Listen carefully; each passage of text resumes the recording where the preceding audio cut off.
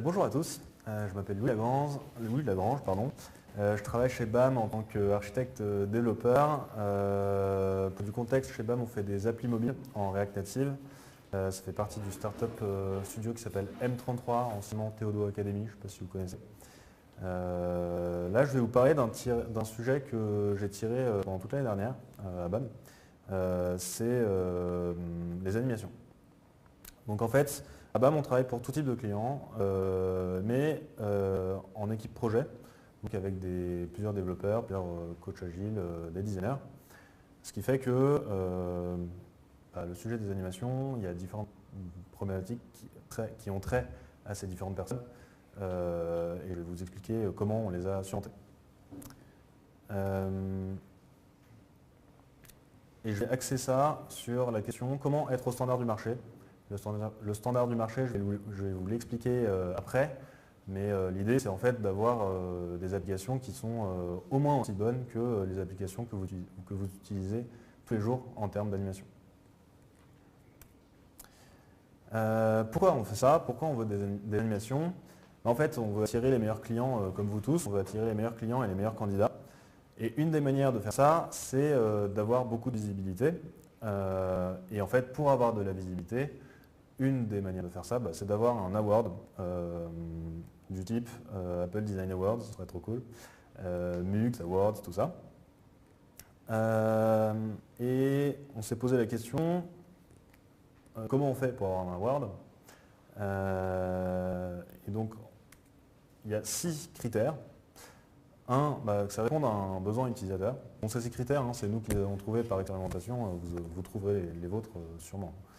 Ça répond à un besoin utilisateur, c'est très facile à utiliser. Il y a un design qu'on appelle Wahoo, donc c'est-à-dire que vraiment ça envoie du lourd.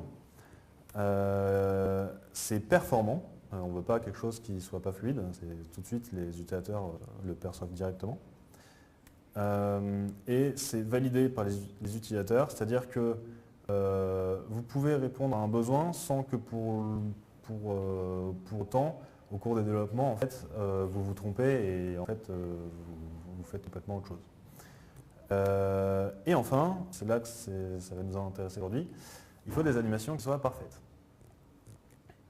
Ok.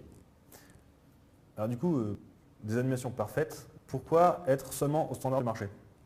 Parce que le standard du marché, après tout, ça va être assez basique finalement. Mais en fait, l'idée c'est que on veut apprendre au fur et à mesure.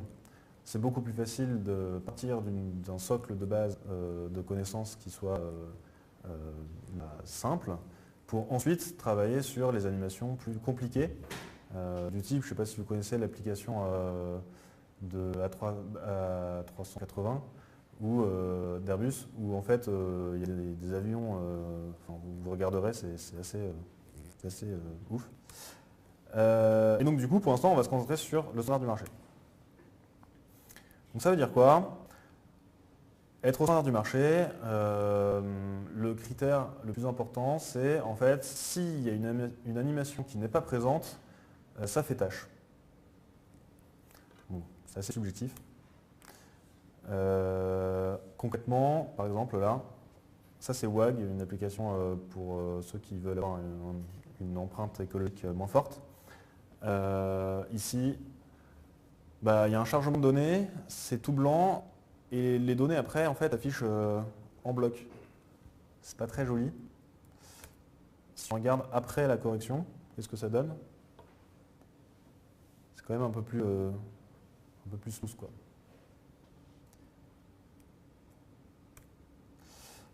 Un autre exemple, là j'ai un quiz, ça charge des données. Bon, au-delà du bug graphique, on voit les flashs, quoi. On ressent le problème. Et quand on corrige,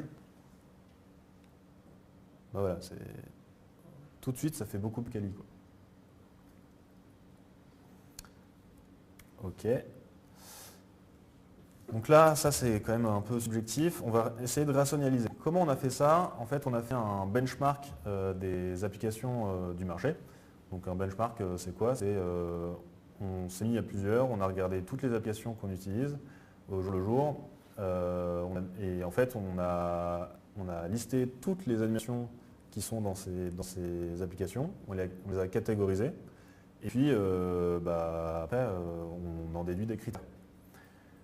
On en a gardé, il me semble, 7. Ouais, c'est ça. Et donc, en fait, pour toutes nos apps, on check que pour chacune de ces catégories, on est OK ou pas. Et je vous invite à faire même pour les vôtres. En fait, donc, vous allez avoir 7 catégories avec plusieurs sous-critères. Par exemple, je prends le critère de tout à l'heure, c'était apparition d'éléments. Donc, c'est souvent après un chargement de données, c'est-à-dire qu'en fait, vous allez avoir une frame qui va être blanche ou avec un loader, mais ça ne prend pas toute la place. Et après, les données vont s'afficher. Donc, il y a deux manières de corriger ce problème-là. Soit vous faites apparaître le contenu après en fondu, soit vous mettez des placeholders qui viennent remplacer de façon un peu ISO le contenu qui va s'afficher.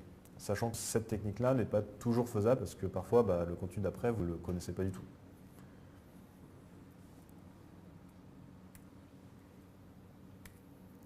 Toc. Maintenant,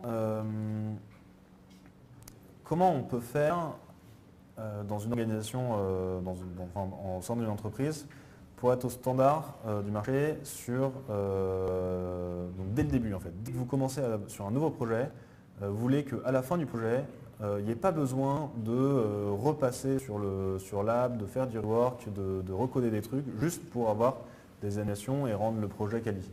Vous voulez pas, vous voulez que en fait, chaque semaine, votre application, en fait, elle soit quali dès le départ, quoi. Donc ça, c'est ce qu'on appelle le good first time.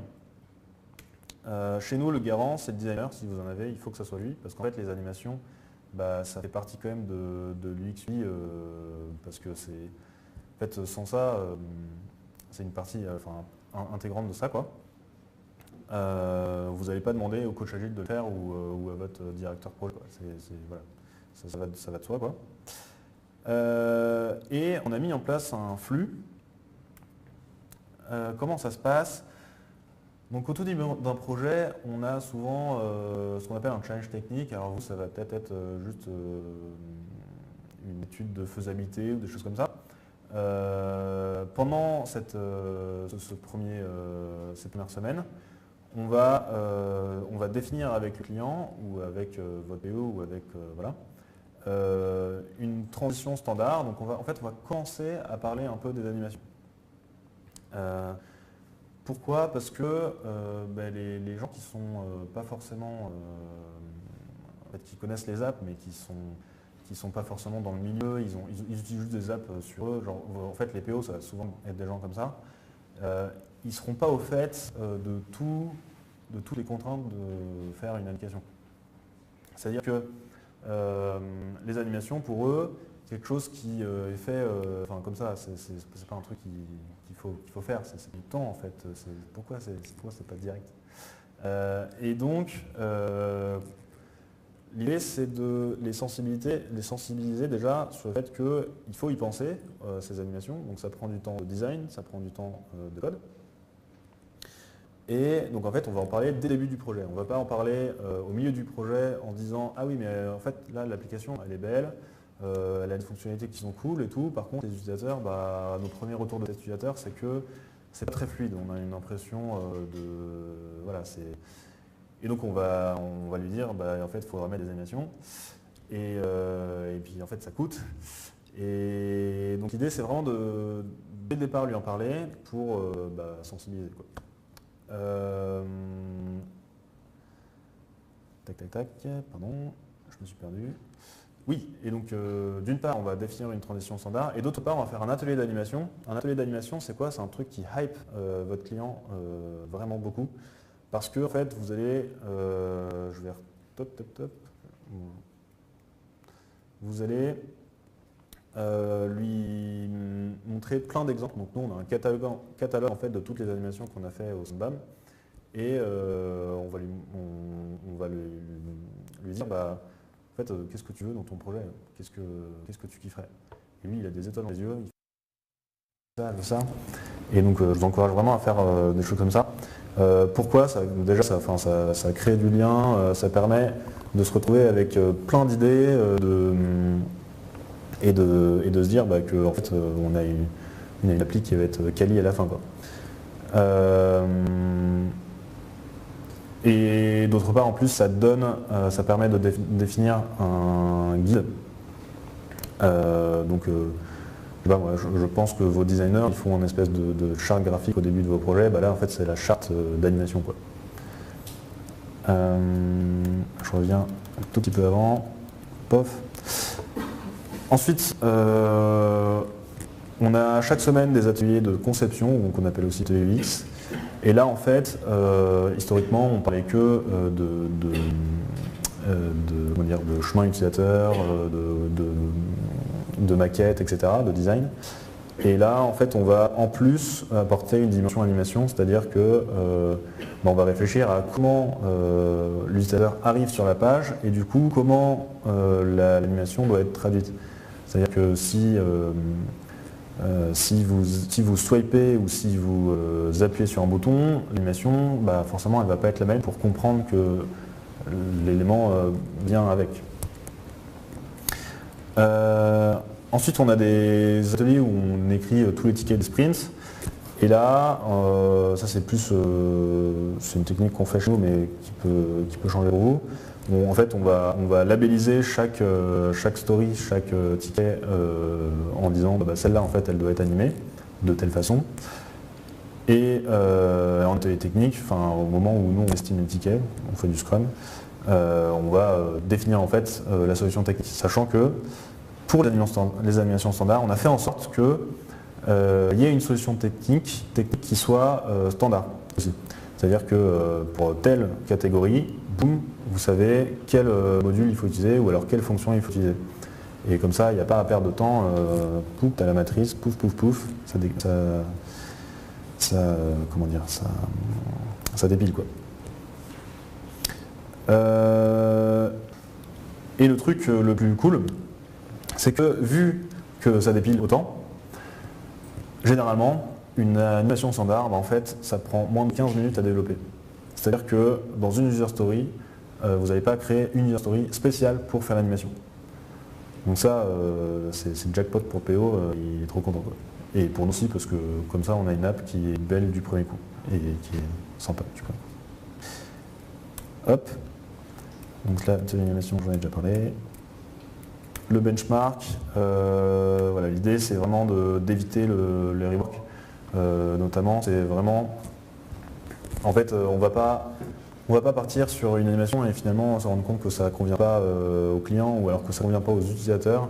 Généralement, on fait des apps, il y a des concurrents et on a des avis sur les stores, on voit qu'est-ce qui plaît ou pas aux utilisateurs, on peut faire des interviews et tout. Donc il y a moyen d'éviter des erreurs bêtes. Hop. Et puis important aussi pour éviter le rework, on a un développeur qui est présent pendant ce benchmark et comme ça il peut challenger le designer pour lui dire attends non cette animation ok ça a l'air cool, ça va prendre une semaine, c'est pas vraiment standard, quoi. Là on peut trouver plus simple. Et du coup il a aussi une force de proposition, c'est-à-dire que voilà, il faut travailler ensemble, quoi. Ok, et comment vous faites si vous avez déjà une app, ce qui est sûrement le cas de beaucoup d'entre vous, et que vous voulez le ramener au standard du marché, il n'y a pas photo. Il faut commencer par prendre l'app, prendre la matrice à côté et checker tous les écrans, toutes les interactions pour vérifier qu'il n'y ait pas d'animation manquante. Donc il faut être assez critique, il ne faut pas se dire ah oui là c'est bon, ça va. Faut prendre le recul, quoi. Ensuite, selon votre type de production, on crée et on estime les tickets de correction et on les priorise. Alors nous on a fait du plus simple au plus compliqué. Vous pouvez aussi ajouter une dimension importance dans l'app, parce que finalement si c'est caché dans l'app, c'est pas forcément très. Voilà. Et par exemple, là, ça c'est un exemple sur un projet. On a fait vraiment, on a commencé un petit peu, et là, bim, on a dépilé tout un stock. Et après, en fait, ce qui restait, c'était les plus compliqués. On s'est dit, Enfin, on va attendre un peu, ça fait beaucoup d'un coup.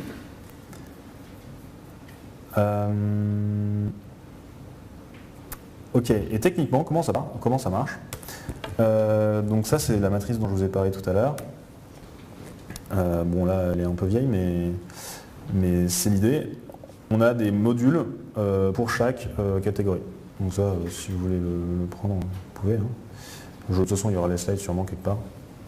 Je mettrai soit sur mon Twitter, soit je les donner. Tac. Donc c'est des composants très simples et en fait qu'on utilise déjà beaucoup dans la communauté React Native. C'est juste que parfois on n'y pense pas quoi. Et c'est un peu dommage. Notamment, il y a un truc tout bête dans React Navigation, je ne sais pas si vous utilisez, mais il y a un composant qui permet de faire des tabs. Et en fait, le comportement par défaut, c'est qu'il n'y a pas d'animation en changeant de tab. Or, on s'est aperçu que, notamment sur Android, ça permet, en fait, vu que c'est assez, au niveau perf, c'est pas ouf de base, ça permet en fait de cacher un peu les 100 millisecondes de lag qui sont pas énormes, mais il n'empêche que c'est présent. Et en fait, s'il y a une animation, ça permet de rendre plus fluide et l'utilisateur il n'a pas l'impression que ça lag quoi. Ok, petite démo. Alors, pof. Comment je vais faire ça moi? Oui, on va faire toc.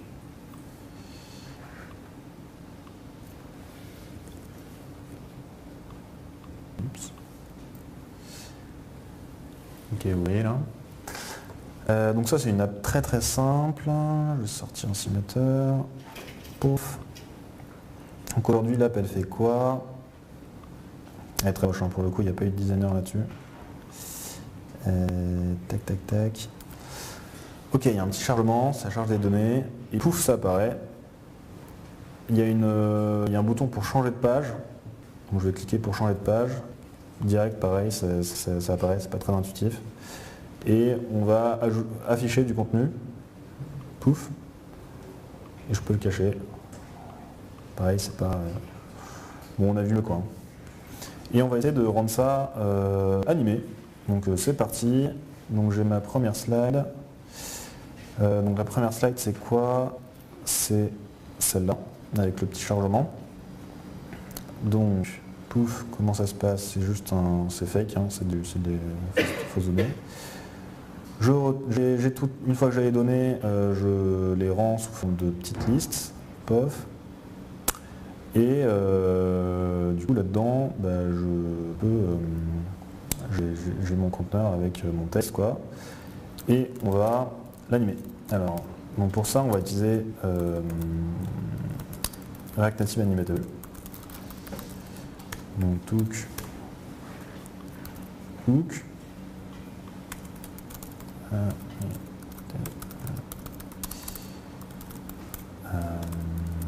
On va utiliser un petit fade. Hop. Tac. On commence à rendre. Ok, c'est un peu mieux. Je pense qu'on peut faire encore mieux. Notamment, là en fait il y a plusieurs éléments, mais on a l'impression qu'il n'y en a qu'un. C'est dommage. On va faire en sorte de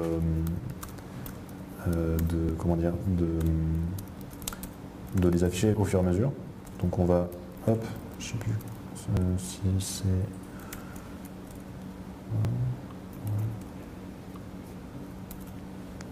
Tac. Alors attendez, pouf.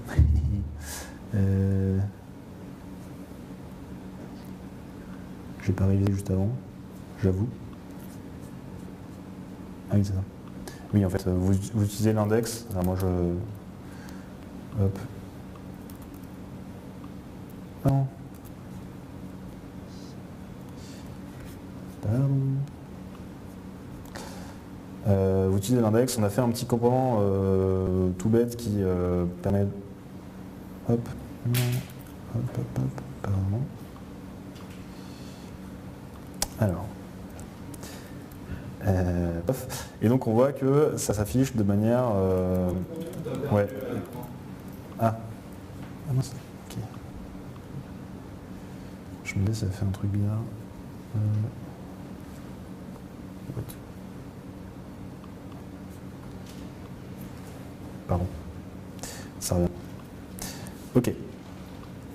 Tac, donc là on utilise la valeur, c'est 1, 2, 3, 4, 5, 6 et on calcule juste un delay qui est plus grand au fur et à mesure de la liste. Et du coup, bon, c'est peut-être un peu too much, mais c'est l'idée quoi. Et ça rend beaucoup plus clicky. Ok. Maintenant, on va transformer ce petit... en fait, finalement, c'est un peu c'est un changement de page.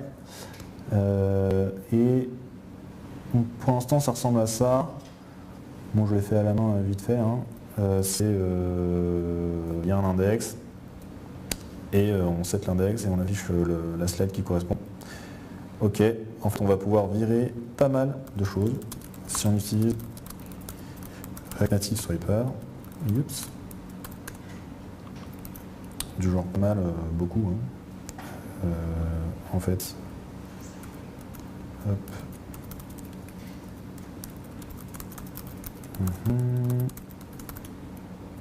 Tac. Donc là, je vais virer ça.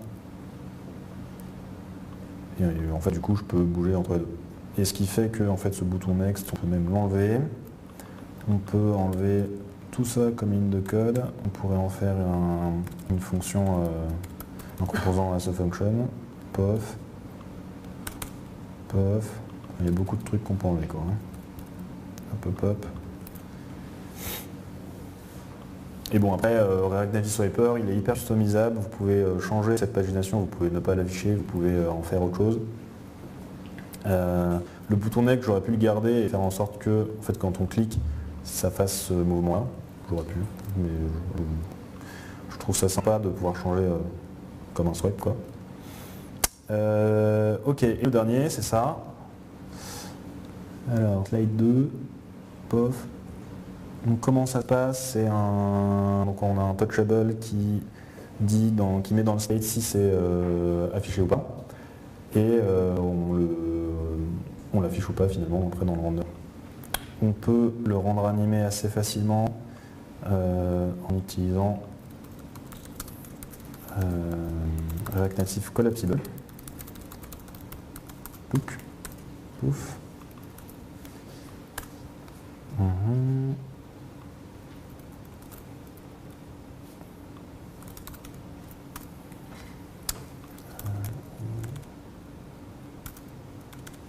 Pas de...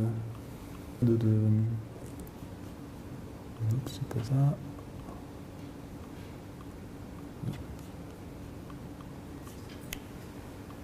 Tac. C'est collapsed. Ok. Leur API est pas ouf, mais c'est collapsed. Touc. C'est vraiment une ligne de code à chaque fois, hein, quasiment. Et là, pouf, pouf. C'est quand même plus joli. Hein. Hop.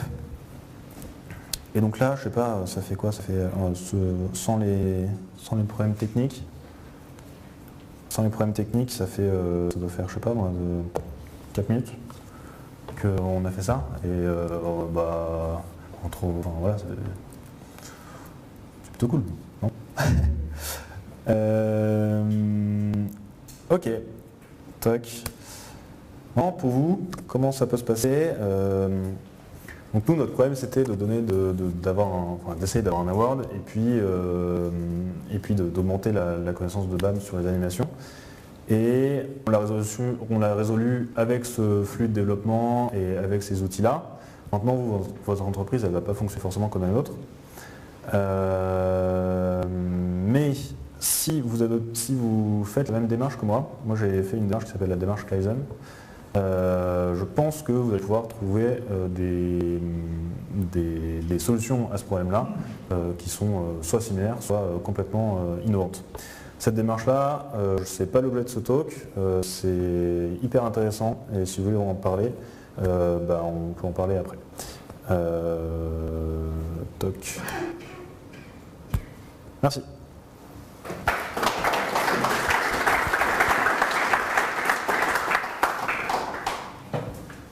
pas si vous avez des questions. Ouais, mais Ouais. vous avez vraiment eu votre... L'award, pas encore. Bah là, du coup, oui, la question c'était si on a eu l'award ou pas. En fait, je dis des bêtises, je crois qu'on en a eu un, mais c'était pas un de ceux-là. Mais il n'empêche que pour les animations, pour l'instant, ce que j'ai tiré la manière, donc du coup c'était des animations standards. Et comme je l'ai dit, en fait, ce qu'il faut, c'est normalement, c'est selon nos critères, c'est un modèle après, c'est pas forcément vrai, mais c'est avoir des animations parfaites, c'est-à-dire que on va aller au-dessus et faire des trucs un peu. Là, c'était assez simple, c'est des transitions en fait. Et on va faire des trucs beaucoup plus compliqués, quoi. Et ça, aujourd'hui, c'est un sujet qu'on est encore en train d'apprendre, quoi. Donc peut-être on reviendra l'année prochaine avec d'autres apprentissages, mais pour l'instant, non, c'est pas le cas. En fait, c'est pas le cas sur tous les projets, quoi. Là, ce dont je vous parle, c'est quelque chose, on est 70 développeurs, non, on est 70 personnes, donc une cinquantaine de développeurs, et c'est des choses qui est acquis dans la boîte, quoi. Maintenant, il y a toujours des expérimentations un peu partout, et on fait des trucs beaucoup plus quali, mais c'est pas partout, quoi.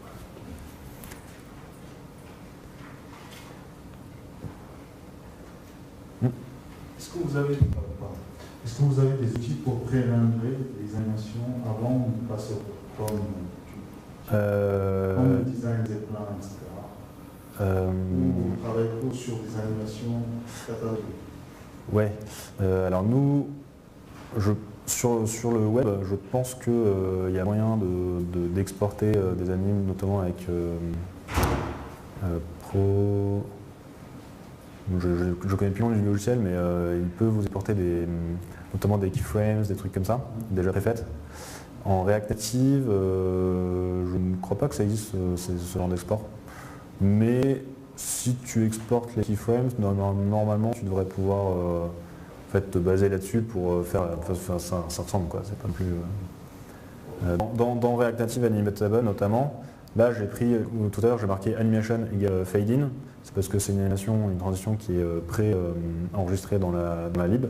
Mais en fait, il y a moyen de mettre des espèces de keyframes pour faire d'autres transformations du genre des rotate avec un fondu ou alors. Enfin, voilà.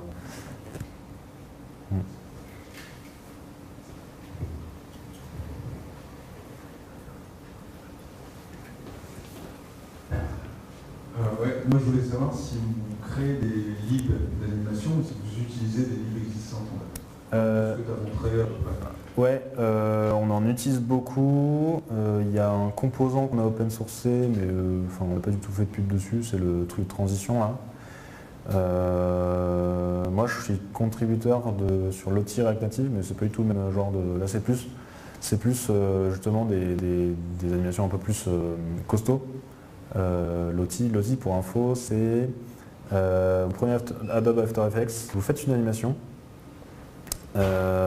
Avec voilà, sur des vectoriels et vous pouvez l'exporter dans un format qui s'appelle Bonibovin, c'est du JSON, et après en fait sur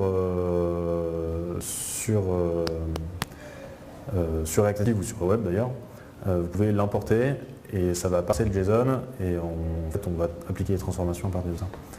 Et là ça permet de faire genre des illustrations animées, c'est hyper joli, c'est sympa. Mais en bam, non, il n'y a pas. Non.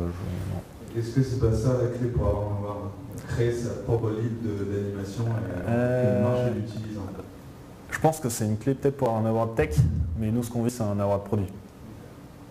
Donc, mais ouais, peut-être.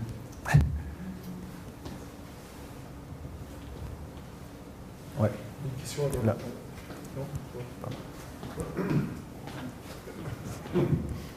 Bonsoir.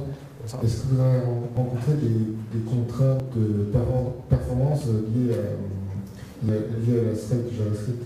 Ouais, donc ça, la performance, c'est un truc hyper important effectivement, pour avoir du 60 fps tout le temps.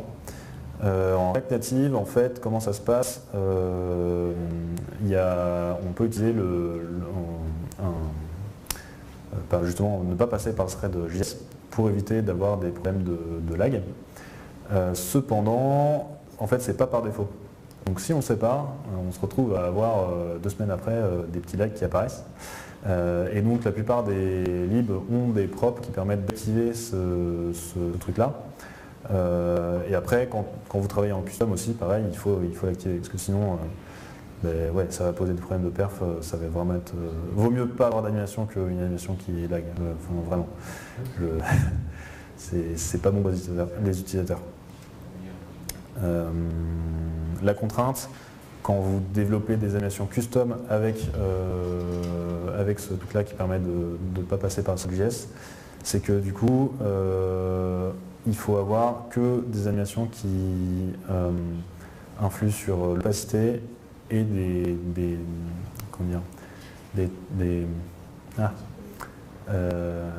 translates, quoi, des transformations de matrices. Mais sinon, ouais, c'est un peu tout, quoi.